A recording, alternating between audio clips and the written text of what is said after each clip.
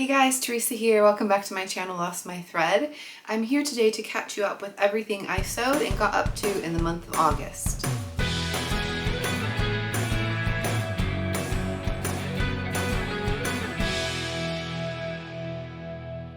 Like I always do with these videos, I'm going to start with what I sewed and then I will do a bit of a general life update, give you some updates on my 25 for 2025. There are chapters down below if you want to skip around, but let's get to the sewing. The main event of what I sewed is definitely what I'm wearing. I have a lot to say about it, but before I share that, I want to show some t-shirts that I made. I had noticed that there was a gap in my wardrobe. I didn't have enough just loungewear pajama t-shirts. I used to have a lot of ready-to-wear ones that have just gotten worn out and I've had to throw away. And I recently made some loungewear sets, which I really like wearing as matching sets, but I didn't really have things that would pair with them. And so I bought some fabrics with the intention of making 3 t-shirts in the same fabric in different colorways. I bought it from Guthrie & Ghani. It's a Tencel modal jersey. I want it to be soft. I want it to be really comfortable. And these are my 3 t-shirts. So they are all the same pattern. They are just different colors, and they are colors that very much go with the loungewear sets that I've made, but also just go with so much else in my wardrobe. They're very much like my kind of colors. And I have made, yet again, the brea tee by Half Moon Atelier. Not done with that pattern yet. I've made way too many versions and I'm not about to stop. One of the things I like about the brea tee is there are different views. So there's 2 views, one that has like a binding going around the neckline and the armhole, and one that has a cuff, and then the neckline is meant to be just folded in and stitched down, but because I was making these out of jersey, I made a neckband. I sort of drafted my own neckband. I will say the nice thing about this, I wanted it to be oversized. I didn't want it to have negative ease because I want it to be really super comfortable, and I wanted to be able to wear it without a bra, without it kind of pulling in places. And these are absolutely fitting the bill. So this is the navy blue one. As you can see, I've got this nice little cuff here and the neckband. I decided not to hem the bottom edge, partly because with jersey you often don't have to, but I feel like it gives it a little bit more of a floaty, loosey feel with this kind of drapey fabric, because the fabric is definitely incredibly soft and drapey. It's really nice against the skin. It's great to lounge in. It's great to sleep in. And then I also made one in this really nice green color. This is kind of like an army green, khaki green.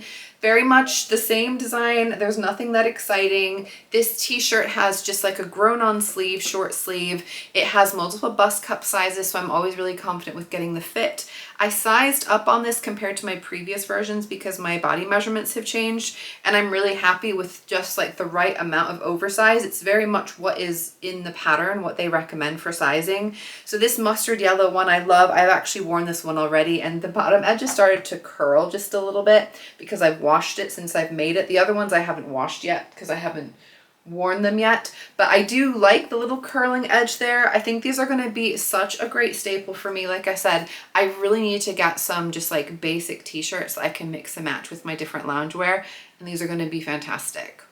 This dress. So I feel like I need to just say from the off that I absolutely love the dress that I ended up with, but it was a journey getting to this point. And honestly, I feel like I'm not even sure where to start.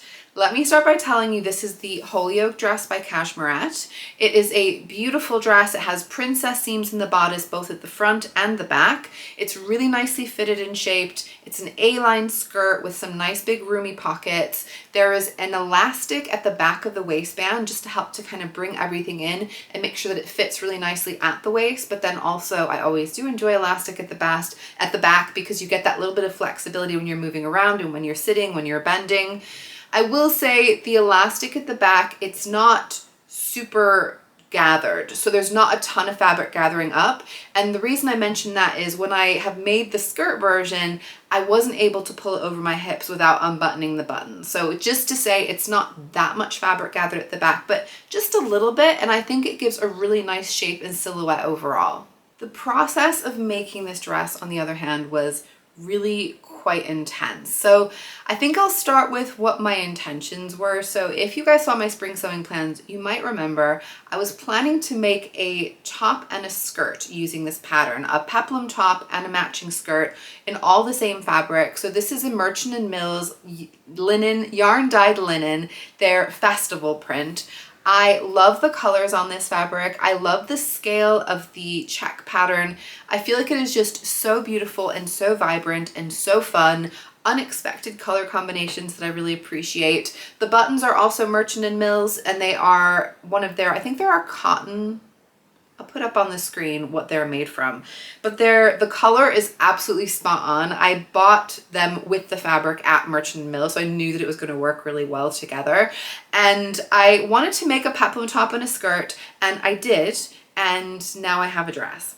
So let me start with the peplum top. I was putting this top together on a sewing day with a couple of my sewing friends, Annette and Izzy, and I have to say a big thank you to my friend Izzy, my pressing fairy, who had a bad back and didn't want to sit at the table very much, wanted to stand, and offered to do everyone's pressing for them. So I would be sewing a seam, passing it to her, she'd be pressing it and passing it back. I mean, I have to say she was definitely taking a lot more care with her pressing than I would have done, so thank you, Izzy. I think you did help to make this as neat as it could be. However, at the end of the sewing day, when I finished it all up and I went to try it on, I realized that the bodice was too tight. Like too tight to the point where I couldn't even barely pull it across. I never would have been able to wear it with any buttons without it completely just popping open. And this all comes back to my errors, two errors. First one is I didn't make a muslin, which was very foolish. And I actually had intended to make a muslin for this. And when I got to the point where I was cutting out fabric, I really hemmed and hawed. And the reason I decided not to, in my defense, is because I had made this as a top before to test the fit, to see how I would like it as a dress, but I was a different size. And when I made it before, I made notes of the adjustments that I would want to make to get it to fit better. And I thought probably they weren't going to change, even though I'm a different size now. And I thought I would just go for it. Now, I think theoretically that probably would have been okay, if not for mistake number 2. So what I wanted to do, one of the changes I wanted to make was to narrow this section of the bodice because it was a little bit loose and there's a facing on the inside. So I was going to have to narrow both like the top of the bodice and also the facing just to get everything to fit well. And I needed to take 1 inch out to get it to fit better. And I took 1 inch out of the whole thing, which was really silly. It was just like a moment of not thinking about it. You're like, take 1 inch out. I'll just like take a little wedge out of the middle there. It'll be fine. And I didn't want to take 1 inch out around the bust. I did not want to take 1 inch out under the bust, around the waist. And so as a result, it wouldn't fit. So in future, I would be narrowing it here and then grading out to normal at the fullest part of my bust and down, which is what I absolutely should have done and would have intended to do and just happened to make that mistake. The way I salvaged that mistake was that I ended up unpicking all the seams of the bodice, the vertical seams all the way around the bodice, all the princess seams front and back, and taking those seams out as much as I possibly could to my serged edge. The thing that I will say is cashmere, this pattern, it has a 1/2 inch seam allowance. I like a 5/8 inch seam allowance. Just gives you that little extra wiggle room, because though I did do a 1/2 inch seam allowance, I did finish the edge with the serger, I did take a little bit off, not a ton off, but enough that it meant that I really didn't have very much extra room to take the seam out.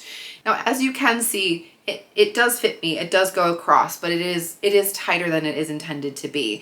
And one of the ways that you will know that it really doesn't fit as intended is the side seam. So I don't know how obvious it's going to be in the video, but this side seam is pulling forward. It's not sitting straight, it's pitching forward to try and move as much fabric as it can to the bust, because that's the area where I ended up not having enough. So I'm showing you the other side in case it's a little bit more obvious. But yeah, basically there is enough room all around, but it's not where it's meant to be. So everything's kind of pulling to allow it to sit. The other adjustment that I made that did turn out to be appropriate was to shorten the back. So the center back, I took a wedge out just to make it a bit shorter by 1 inch. I think I could have gone even a little bit further, 1.25 inches, maybe even 1.5 inches, just because I do have a bit of a shorter back. but I'm not unhappy with that. I think that worked out absolutely fine. The other thing that I really just wasn't loving though was the way the peplum was sitting. This linen, it's like a medium weight linen, and it is quite light and floaty, and when there's a whole body of it, when I've got a lot of it in this dress, it pulls quite nicely and it moves around really well.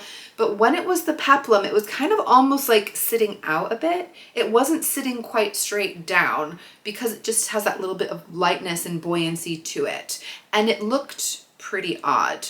Now, I did also struggle with the hem of it because I'm basically making a peplum from an A-line skirt, and it is very A-lined, and it is definitely wider at the bottom than it is higher up. And whenever you're trying to do that kind of hem, it's a pain. And so I was trying to fold it up and up again and try to avoid getting creases. And I felt like there was just a little bit of extra creasing and bulk that maybe wasn't helping and adding to a little bit of the shape. So I decided I was gonna just go ahead and unpick the hem that I'd done and do a bias finish instead. Just because I knew that was gonna be a bit neater on the outside, it would also look really nice and neat on the inside. And because I've chopped it off, because I've now got a dress instead of a peplum top, I can show you, I do think it looks really nice and neat from the outside. I think it looks actually really pretty from the inside as well. I think it turned out really nicely. So I'm glad that I did that, and I think that was basically the best I was gonna get, but it was still just sitting a bit out. It wasn't really falling down in the way that I had envisioned. At this point, I hadn't put the buttons on yet because I wanted to do all the buttons at once. So I basically got it to a point where it was fitting me.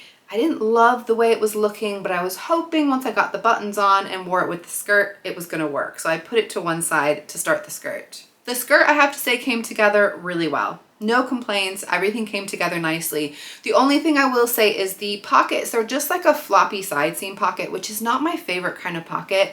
If I do find a pattern has that kind of pocket, I will often extend it up to the waistband, but I did not have enough fabric to do that. I barely had enough fabric to make this dress as it was. It was so tight, and the pocket I ended up actually having to piece together 2 pieces of the fabric to be able to get enough for the inner pocket bag.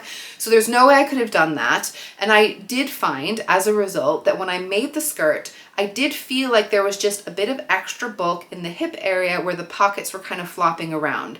Like I said, this fabric has a little bit of lightness and buoyancy and poof to it, and the pockets were just poofing out. So what I ended up doing was stitching those down. This was a tip that I saw from Amy Nicole's studio. She did recently in like, I think she's sharing what she made over the summer, and she had done this with a couple of dresses, and I thought it was so genius. And basically I just pressed the pocket to the front of the skirt section, and I just top stitched down around the edge of it. It does show a line on the pocket section on the outside of the dress, and I think this fabric, because there's so much going on, I don't think it's a problem. And if anything, I think it's a little bit of a design feature, but it does mean that the pocket is not just poofing out, it's sitting more at the front, and I feel like it's creating a much better silhouette over the waist and hips. The only other thing I decided to do with the skirt is I added an additional button. So between the waistband and the first button there, for me, that was just a little bit too much of a gap. And where my body curves, it was just gaping out a little bit, and it was pulling that section open. So I put an invisible button that buttons on the inside. So I put a buttonhole between the 2 buttons, the top 2 buttons, and then a button on the inside of the button placket. So you can see from pictures, if you are ever going to do this, and I've done this before on plenty of garments, I would definitely go with a smooth, thin buttons, nothing that's going to be like pushing against you and be uncomfortable against your body. This was perfect. This was one that I'd salvaged from like an old cardigan that I got many years ago, and I have still a few of these, and I use them for various things like this. But yeah, I feel like that just helps everything to sit a little bit better. So I made my buttonholes, I installed my buttons, I put the whole set on, and I did not love it. I wasn't loving how that peplum was sitting. I tried tucking it into the skirt, but because the skirt has a lot more weight to it, it was pulling down and sitting a bit lower on my waist than the waistband of the top. And so there was a bit of like a double waistband situation. It looked really peculiar. And I knew it wasn't going to work to wear it with that skirt. I tried wearing the top with some other like shorts and trousers in my wardrobe to see if maybe it would work with those. And I came to the conclusion that I was just really not in love with the peplum, and it was not working. but I did see potential. So when I was wearing it with the skirt, I did feel like I liked the overall look of it. And so I decided to just go ahead and unpick the waistband and attach the bodice to the skirt to make a dress, which is what this pattern was actually intended for. Now, remember guys, I had already taken out the seams in the bodice to get it to fit. I had already redone my hem to get a neater hem. So unpicking the whole waistband felt quite sad, and also it made me nervous because I did think there was a good chance that I wasn't going to like the finished article. I also then had to unpick the top of the waistband of the skirt, including my top stitching. Because this skirt has this elastic section at the back, it was very awkward to try and get the bodice to evenly line up with the fabric in there. I had to sort of pull the elastic as I was pinning it in place, but I basically just like inserted the top into the skirt and then I top stitched around the top of it to secure it into place. As soon as I tried it on, once it had been attached, I was so happy with my decision. It can be really tough when you're at a point where things are just not working out and you feel like you've done all this work and it's going for nothing, but it is worth considering whether you can make some little adjustments, you can make some little adaptations, you can veer from your original plans, because I have a beautiful dress now that I'm going to really enjoy wearing. It's not perfect. I don't mind that it's not perfect. It makes me really happy and I just love the way I feel in it.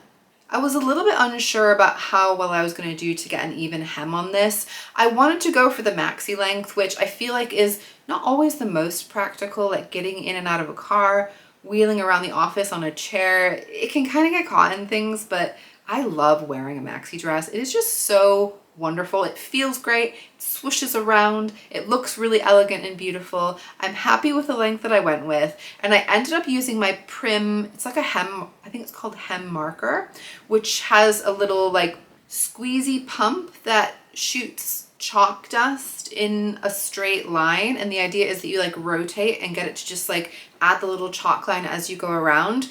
I've had a bit of trouble with this before because if you're not right up close to it, you just get like generic chalk dust and it's not very clear where the line is meant to be. But if you're very close to it, it does make a pretty decent line.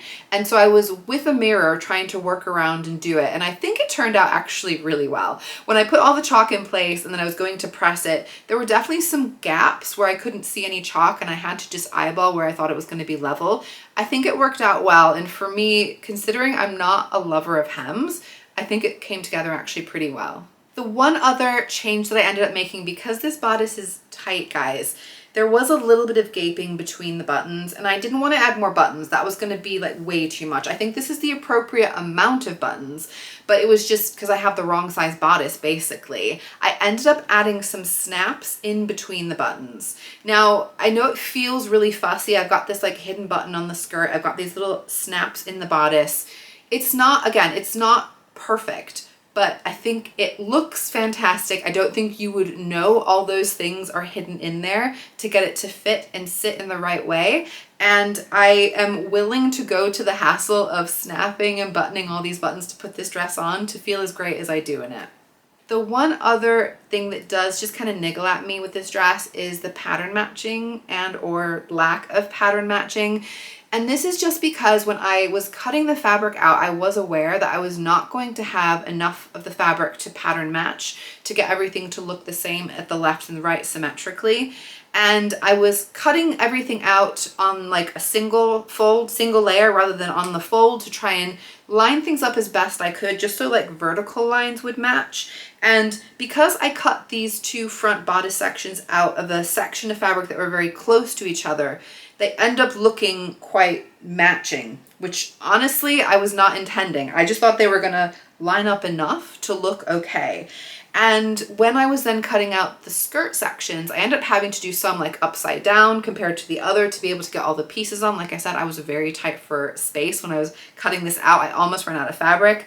And so the one panel of the skirt that's on the left was cut out of basically this like a further down line of where I'd cut the bodice sections out. And so, oh, it's actually my right, sorry guys. And as a result, it looks like quite a continuous line going down the front on one side and the other side just doesn't, because it's like the other salvage edge of that piece of fabric. And I feel like you kind of need to match or not match. And I wish I had made more of an effort to have these sections not match each other. And I feel like I would have been happier with the end result. Look, I don't mind it, like it's not a big deal, but it's one of those things I feel like it's worth mentioning, because somebody might look at this and think, oh, that's a bit of an odd choice, that you're just kind of matching right down one side and the other side's a little bit more, you know, all over the place. This fabric is all over the place, and that was my intention for this dress, for it to be a little bit more wild and colorful and free. I'm not going to argue with any of the matching that I ended up with accidentally. Sometimes trying to get things to not match can take as much effort as it takes to make them match, and that's something that I have recognized. I feel like this was definitely a dress with a lot of lessons learned, and I'm going to hopefully in the future be a little bit more thoughtful, take a little bit more time, and really think about the end result. But at the end of the day, guys, I'm also aware and willing to recognize that I'm going to have other things that don't work out the way I think they are. And I think the biggest lesson really is just to give myself some breathing space, give myself some thinking time, and if things are not going well, see what I can do to maybe make an adjustment and end up with hopefully a beautiful garment. And I'm sorry if that ended up sounding all a bit meandery and long-winded. It was just one of those projects where there was just like a cavalcade of problems, and it's hard to organize my thoughts to be able to explain it all, but I didn't want to leave anything out. I do have to say I'm surprised with how much I was able to get done, considering all the like problem solving I was doing with this dress and making some tops, because the month of August for me was a very heavy work month.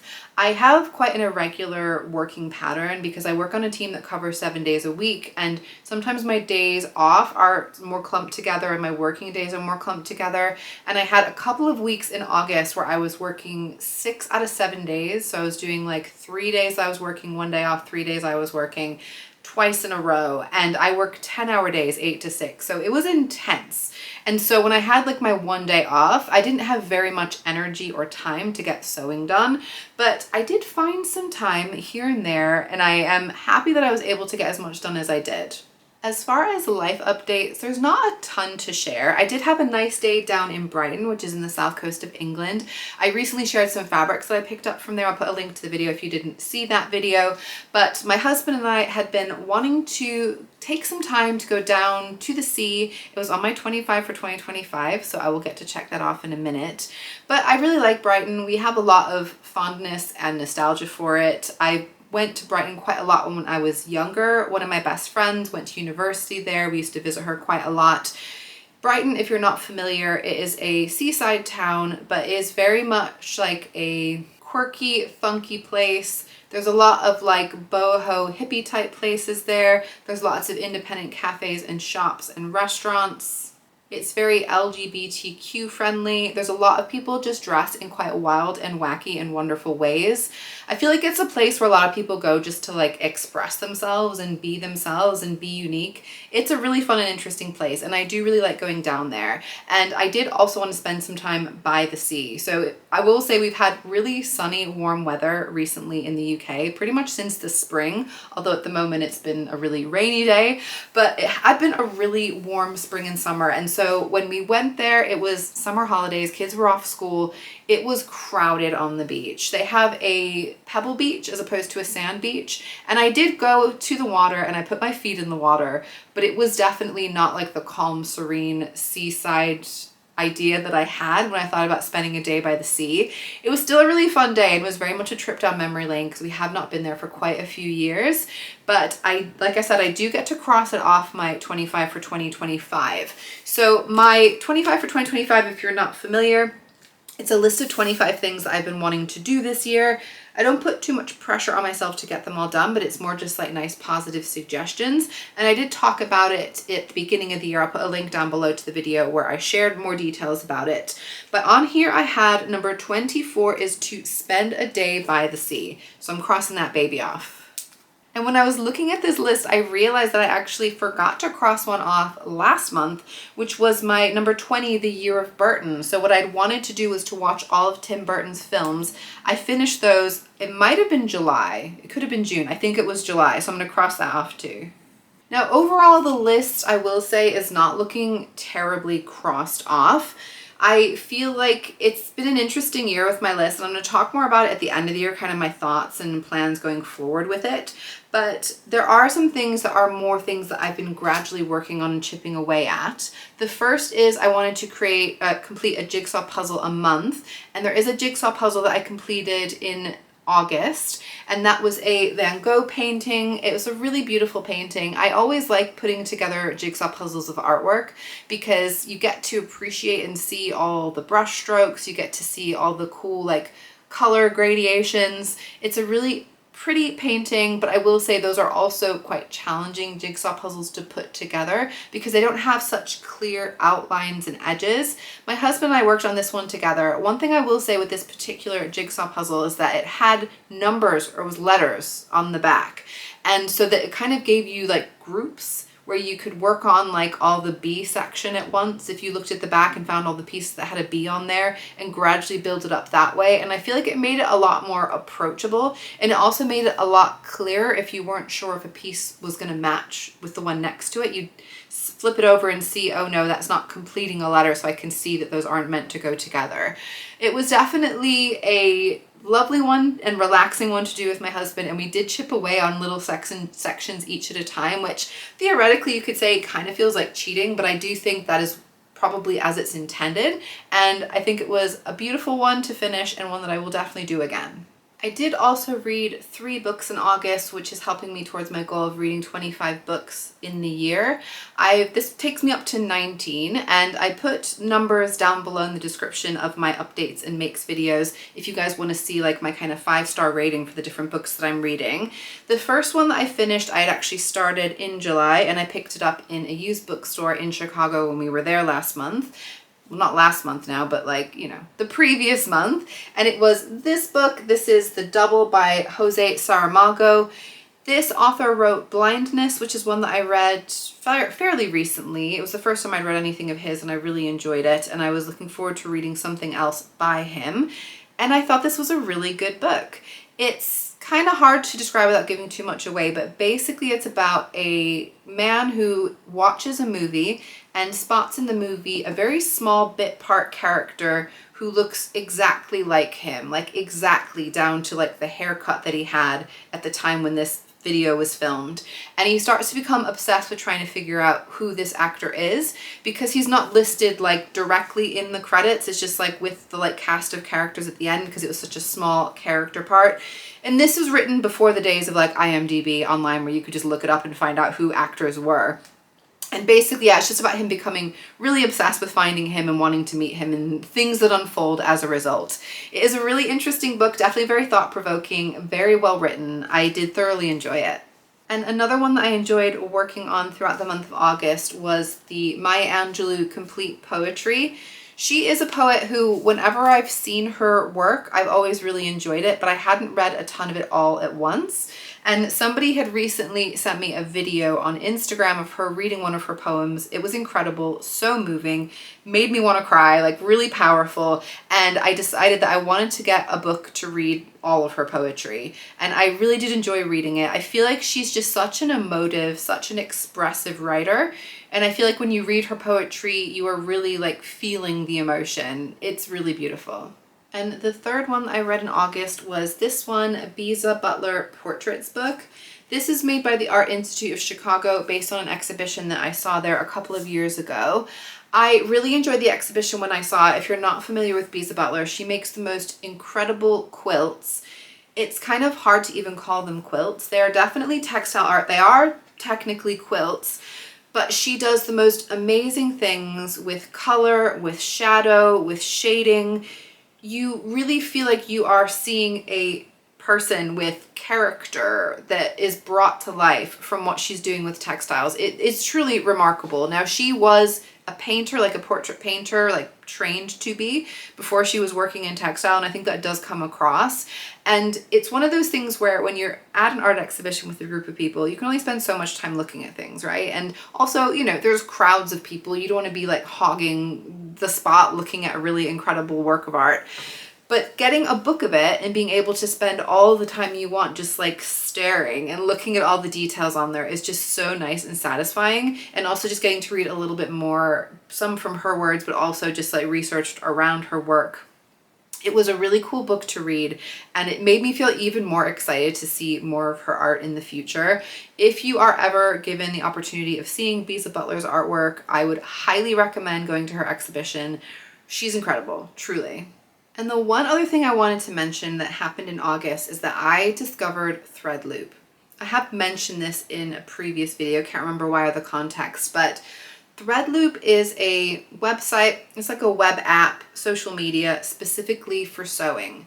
And I feel like I could probably do a whole video on threadloop, and I may end up doing that just to kind of show people around so that you can see what it's all about.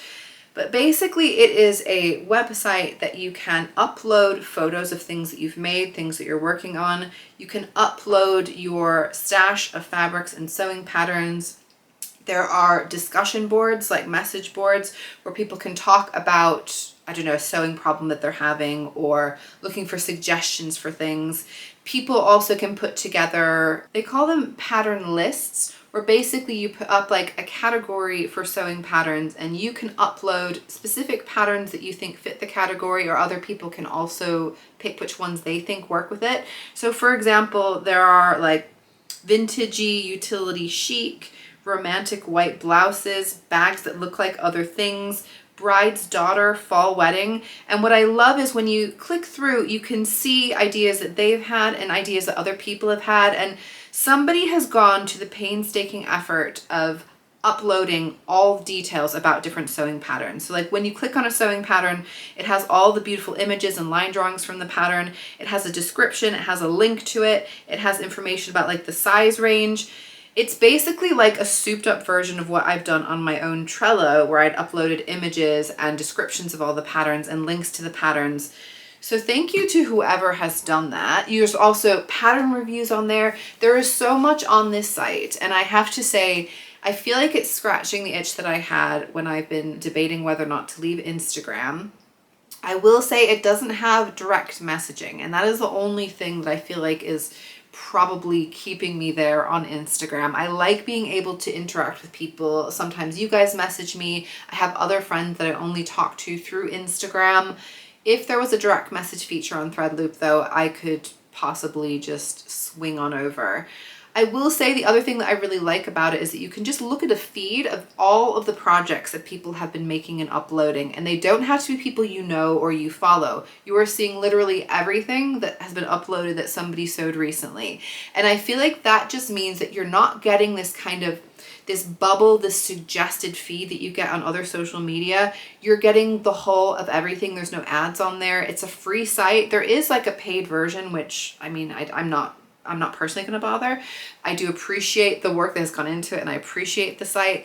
If you're interested in getting more of like a tour around and me telling you my experience with it once I've been using a little bit longer, let me know, because this is not sponsored. I have no affiliation with threadloop. I've just been really enjoying getting into it, and I'm curious to play around a little bit more. And that is my August. I hope it was fun to get a bit of a catch up. I would love to hear what you have been getting up to in August, whether you managed to find some sewing time or not. I am going to be putting a video together soon about my top tips of how to be productive when you don't have a whole lot of time to sew. So make sure you're subscribed to my channel if you want to see that video, other upcoming videos. Please do give me a like if you enjoyed today's video to help other people to find it if they might like it too. And I will see you guys soon. Bye!